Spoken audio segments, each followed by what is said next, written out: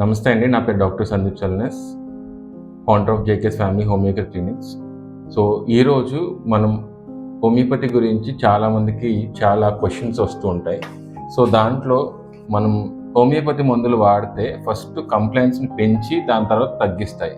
ఇలా చాలామంది పేషెంట్స్కి డౌట్ రావచ్చు. సో ఎవరికైతే డౌట్ ఉందో వాళ్ళ గురించి ఈ వీడియో చేస్తున్నానండి. దయచేసి ఇంకా ఎవరికైనా డౌట్స్ ఉంటే ఈ వీడియోని షేర్ చేయండి వాళ్ళకి.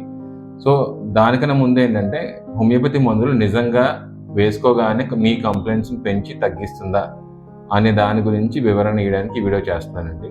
చాలామంది నాకు క్వెరీస్ ఏం పెట్టున్నారంటే, సార్ డిసీజెస్ ఎక్స్ప్లెయిన్ చేయొచ్చు కదా సార్ ఒకటి.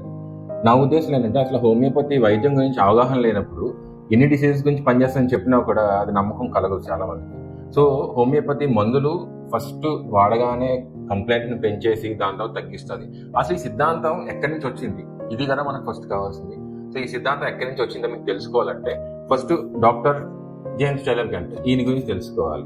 సో ఈ సిద్ధాంతం యొక్క ప్రాక్టికాలిటీ ఎంతవరకు ఉందనేది ఈ సిద్ధాంతం కెంట్ ఒక చరిత్ర మరియు ఆయన సిద్ధాంతాలు తెలుసుకోవాలనుకుంటే కింద డిస్క్రిప్షన్లో లింక్ పెట్టానండి. ఆ లింక్ క్లిక్ చేయండి. మీ క్వశ్చన్కి ఒక ఆన్సర్ కూడా ఆ లింక్లో ఉంటుంది.